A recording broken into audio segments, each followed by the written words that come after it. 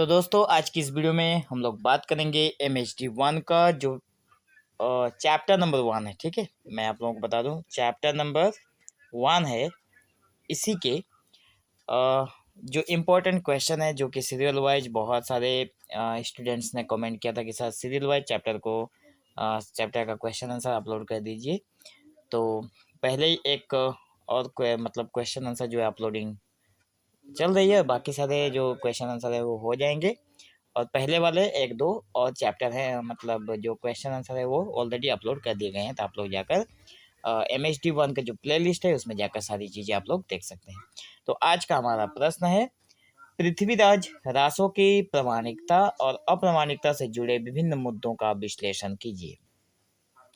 तो हम लोग उत्तर में देखेंगे कि पृथ्वीराज रासो जो था वो प्रामाणिक कितना है और कितना अप्रामाणिक है, उसके जो मुद्दे हैं उनके बारे में आज हम लोग बात करेंगे।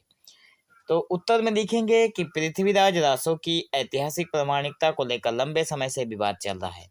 मतलब पृथ्वीराज रासो जो है वो ऐतिहासिक दृष्टि से, मतलब इतिहास की दृष्टि से क्या वो प्रमाणित है, इस बात को लेकर, मतलब क्या वो सच में है, सच में ऐसा कुछ था बोलकर, तो इसको लेकर लंबे समय से विवाद चल रहा है। एक और इसे हिंदी साहित्य का पहला महाकाव्य और एक ऐतिहासिक ग्रंथ माना जाता है। एक और तो इसे हिंदी साहित्य का महाकाव्य मान लिया है। ठीक है, और ऐतिहासिक ग्रंथ भी इसी को कहा जाता है, पृथ्वीराज रासो को। वहीं दूसरी ओर इसकी ऐतिहासिक की जो सटीकता है उस पर प्रश्न उठाए गए हैं। इसकी प्रामाणिकता और अप्रामाणिकता से जुड़े विभिन्न मुद्दों का विश्लेषण कुछ निम्न रूप जो है वो किए गए हैं। तो प्रामाणिक के पक्ष में कौन कौन से हमें जो मुद्दे हैं वो बताए गए हैं कि पृथ्वीराज रासो जो है वो प्रामाणिक होता है। तो उसमें चंद्र व दाई की समकालीनता, मतलब चंद्र व दाई जिस समय में थे उस समय में और क्या हुआ था, ऐसी सारी बातें घटनाओं को हम लोग जानेंगे। तो कहा गया है कि समकालीनता में चंद्रवदाई की समकालीनता में कि पृथ्वीराज रासो के रचयिता जो है वो चंद्रवदाई को पृथ्वीराज चौहान का समकालीन और दरबारी कवि माना जाता है। अब यहाँ पे पृथ्वीराज रासो किसकी लेखनी है, तो पृथ्वीराज रासो जो है वो चंद्रवदाई की लेखनी है। किसके ऊपर लिखे हैं इन्होंने लिखा है पृथ्वीराज चौहान के ऊपर। तो पृथ्वीराज चौहान के समय में ही चंद्रवदाई थे और उन्होंने ही लिखा है पृथ्वीराज रासो। तो ये उस समय के समकालीन थे और दरबारी कवि भी माने जाते हैं, मतलब दरबार में रहते थे। राजाओं के दरबार में रहने वाले कवियों को दरबारी कवि कहा जाता है। ठीक है, बात आगे बताया गया है कि तो इसका ऐतिहासिक महत्व बढ़ जाता है क्योंकि ये घटनाओं का प्रत्यक्ष वर्णन हो सकता है। तो ये रहा पहला नंबर कारण। दूसरा नंबर बताया गया है वीरगाथा काल की मौखिक परंपरा। वीरगाथा काल मतलब वीरगाथा काल जो था जिसमें वीरों की वर्णना की जाती है। तो इसमें बताया गया है कि यह काव्य वीरगाथा काल की रचनाओं की विशेषताओं को पूर्णतः दर्शाता है। ये जो काव्य है उसमें वीरों की जो बातें होती हैं वो लिखी होती है और ये उसकी विशेषता को भी दर्शा रहा है अपनी लेखनी में। उस समय मौखिक रूप से वीर गाथाओं को जो गाने की परंपरा थी, इसलिए इसमें वास्तविक घटनाओं के साथ साथ अतिशयोक्ति भी हो सकती है, लेकिन इससे इसकी ऐतिहासिकता को पूरी तरह नकारा नहीं जा सकता। बताया गया है अतिशयोक्ति मतलब यहाँ पे बताया गया है कि हो सकता है कि वीर गाथाओं के जो उस समय में लेखनी प्रचलन में जब कम थी तो मौखिक रूप से जो वीर जो काम करते थे उनको गाया जाता था। ठीक है, तो बताया गया है कि गाया जाता था वो सब ठीक है, लेकिन हो सकता है कि कुछ बढ़ा चढ़ा कर गाया गया हो, अतिशयोक्ति। ठीक है, तो लेकिन इससे इसकी जो ऐतिहासिकता है वो पूरी तरह से इसलिए इसको नकारा नहीं जा सकता, इसलिए इसको एक्सेप्ट किया जाता है। पृथ्वीराज चौहान और मोहम्मद गौरी का जो युद्ध हुआ था, ठीक है, तो काव्य में वर्णित है पृथ्वीराज चौहान और मोहम्मद गौरी के युद्ध ऐतिहासिक रूप से प्रमाणित है। पृथ्वीराज की हार और गौरी द्वारा उसे बंदी बनाए जाने की घटना ऐतिहासिक स्रोतों से भी मिलती है कि पृथ्वीराज की हार हुई थी। यहाँ पे मैं आप लोगों को बता दूं एक घटना और भी है इसके साथ साथ जुड़ी थे, जो मोहम्मद गौरी की अगर बात आई है तो यहाँ पे दो युद्ध हुआ था जो कि हम लोग 1191 में एक युद्ध हुआ और दूसरा युद्ध हुआ था 1192 में। मतलब दोनों युद्ध इन्हीं दोनों के बीच में हुआ है, पृथ्वीराज चौहान और मोहम्मद गौरी। पृथ्वीराज चौहान ने 1191 में इनके विजय हुआ था और मोहम्मद गौरी की हार हुई थी। तो पृथ्वीराज चौहान ने मोहम्मद गौरी को जीवित छोड़ दिया। उसके बाद जब ये जीवित अपने देश लौटा तो फिर जाकर 1192 में, मतलब 1 साल के बाद, ये दोबारा अपनी सैन्य शक्ति बढ़ाकर वापस आकर पृथ्वीराज पर अटैक किया। जब पृथ्वीराज इस युद्ध में हार गए तो इसने क्या किया, पृथ्वीराज का मतलब क्या बोलते हैं, हत्या कर दिया। ठीक है, आगे है अप्रामाणिकता के पक्ष में तर्क। ये जो था, ये हम लोगों ने देखा 3 जो पक्ष थे ये प्रामाणिकता के पक्ष में थे। अब हम लोग बात करेंगे अप्रामाणिकता के पक्ष में कौन कौन से तर्क दिए गए हैं।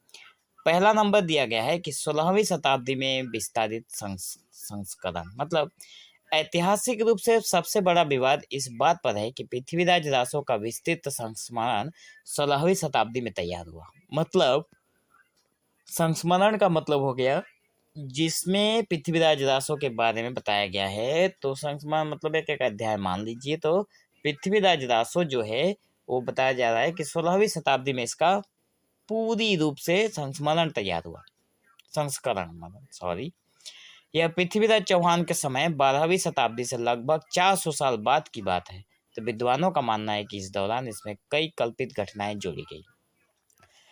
तो मैंने आप लोगों को बताया था कि पृथ्वीराज 1192 में मारे गए थे। तो मतलब 12वीं शताब्दी चल रहा था, तो 12वीं शताब्दी में पृथ्वीराज के बारे में लिखा गया, ठीक है। लेकिन उसके 400 साल बाद, मतलब 16वीं शताब्दी में 400 साल के बाद 16वीं शताब्दी में इसके बारे में लिखा गया, इसलिए ये अप्रामाणिक के रूप में माना गया है कि पृथ्वीराज रासो जो है वो अप्रामाणिक है, क्योंकि इसमें बहुत सारी घटनाएं जोड़ी गई है। अच्छा, उसके बाद भाषा और शैली की विसंगतियां भी देखने को मिलती है, जिसमें पृथ्वीराज रासो की जो भाषा है वो ब्रज, अवधी और अपभ्रंश मिश्रित है। तो 12वीं शताब्दी में इस प्रकार की भाषा का उपयोग संदिग्ध माना जाता है, मतलब डाउट है। किन चीज़ों पे डाउट है कि 12वीं शताब्दी में ये जो ब्रज भाषा है, अवधी भाषा है और अपभ्रंश भाषा जो है वो प्रचलित नहीं थी, क्योंकि उस समय अपभ्रंश ही प्रमुख रूप से प्रचलित थी। केवल अपभ्रंश प्रमुख रूप से प्रचलित थी, बाकी ये दोनों नहीं थे। तो इस दृष्टि से भी ये अप्रामाणिक सिद्ध होता है। उसके बाद आता है तीसरे नंबर में, संयोगिता हरण की कथा का ऐतिहासिक आधार नहीं है। यहाँ पे पृथ्वीराज ने जिस लड़की से प्रेम किया था उसका नाम था संयोगिता। तो यहाँ पे उन्होंने संयोगिता का हरण किया था और इस बात का कोई ऐतिहासिक हमें साक्ष्य नहीं मिला। यहाँ पे लिखा गया है कि संयुक्ता स्वयंवर और उसके हरण की कहानी बहुत प्रसिद्ध है, लेकिन इसका उल्लेख किसी अन्य ऐतिहासिक स्रोत में नहीं मिलता। तबकात ए नासिरी और तारीख फिरोज शाही जैसे मुस्लिम स्रोतों में भी यह घटना दर्ज नहीं है। तो अप्रामाणिक होने का एक कारण यहाँ पे हमें और दिखाई दे रहा है कि संयोगिता का जब स्वयंवर हुआ था तो वहाँ पर पृथ्वीराज ने उसको जीत कर लाए थे, हरण किया था उसका। तो यहाँ पे ये सिर्फ पृथ्वीराज रासो में ही ये घटना लिखी गई है और किसी भी लेखनी में नहीं मिलता है, इसलिए इसको अप्रामाणिक माना गया है। आगे है पृथ्वीराज की गौरी को तीर मारने की कथा संदिग्ध है। संदिग्ध का मतलब डाउट है। कहा गया है कि पृथ्वीराज की गौरी को तीर मारने, मतलब पृथ्वीराज ने गौरी को तीर मारा था। इसमें बताया गया है कि पृथ्वीराज रासो में वर्णन है कि पृथ्वीराज ने बंदी बनने के बाद भी मोहम्मद गौरी को शब्दवेदी बाण से मार डाला। लेकिन ऐतिहासिक रूप से मोहम्मद गौरी की मृत्यु 1206 ईस्वी में हुई, जबकि पृथ्वीराज चौहान की मृत्यु 1192 ईस्वी में ही हो चुकी थी। इससे स्पष्ट होता है कि यह घटना काल्पनिक है। अब इसमें बताया गया है कि जो मैंने भी आप लोगों को कहा अभी थोड़ी देर पहले कि 1192 में ही पृथ्वीराज चौहान की मृत्यु हुई थी, जबकि मोहम्मद गौरी की मृत्यु 1206 ईस्वी में हुई। तो इस दृष्टि से भी पृथ्वीराज रासो को अप्रामाणिक माना गया है। आगे बताया गया है कि जॉर्ज ग्रियर्सन और जैक्सन जैसे विद्वानों की आलोचना के बारे में बताया गया है कि ब्रिटिश विद्वान जॉर्ज ग्रियर्सन और आर.सी. टेम्पल और डफेन पोर्ट जैक्सन ने पृथ्वीराज रासो की ऐतिहासिकता पर सवाल उठाया और इसे काल्पनिक लोक गाथा बताया कि ये लोगों की कही हुई बातें हैं, ऐसा कोई सच में कुछ था ही नहीं। ठीक है, मतलब पृथ्वीराज रासो जो है वो लेखनी नहीं है। तो विभिन्न संस्करणों के कारण और भ्रम भी हैं। तो पृथ्वीराज रासो के 3 प्रमुख संस्करण उपलब्ध हैं, जिसमें से हमें देखने को मिलता है लघु रासो है, जिसे हम लोग छोटा संस्करण कहते हैं। उसके बाद है मध्यम रासो, जिसे हम लोग संशोधित संस्करण कहते हैं। और है बृहद रासो, जिसे हम लोग सबसे विस्तृत संस्करण कहते हैं। विद्वानों का मानना है कि बृहद रासों में सबसे अधिक कल्पनाएं जोड़ी गई है, जबकि लघु रासो अधिक प्रामाणिक हो सकता है। मतलब विद्वानों का कहना है कि जो लघु रासो था वो एक्चुअली था, जो रियल घटना थी वो थी, लेकिन जो बृहद रासो है, मतलब जो बृहद का मतलब ये बहुत बड़ा चढ़ाकर उसमें बातें लिखी गई है। ठीक है, तो ऐतिहासिक बनाम साहित्यिक मूल्य क्या है, तो हम लोग लिखेंगे, यद्यपि पृथ्वीराज रासो को ऐतिहासिक रूप से संदेह की दृष्टि से देखा जाता है। पृथ्वीराज रासो जो है मतलब इतिहास की दृष्टि से वो संदेह की दृष्टि में आता है, उस पर संदेह होता है लोगों का। ठीक है, फिर भी इसका साहित्यिक और सांस्कृतिक महत्व बहुत अधिक है। यह वीर गाथा काल का सबसे प्रसिद्ध काव्य है और भारत की लोक परंपरा में वीरता और सम्मान का प्रतीक बना हुआ है।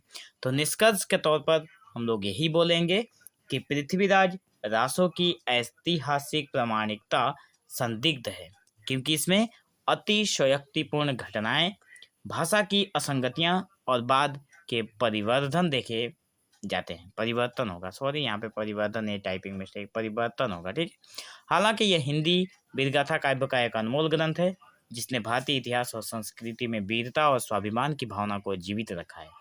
इसलिए इसे पूर्णतः ऐतिहासिक ग्रंथ मानना कठिन है, लेकिन इसके साहित्यिक और सांस्कृतिक मूल्य को नकारा नहीं जा सकता। तो हमें आशा है कि आप लोगों को ये वीडियो अच्छा लगा होगा। वीडियो को अपने दोस्तों के पास शेयर जरूर करें। वीडियो में अंत तक बने रहने के लिए आप लोगों का बहुत बहुत धन्यवाद।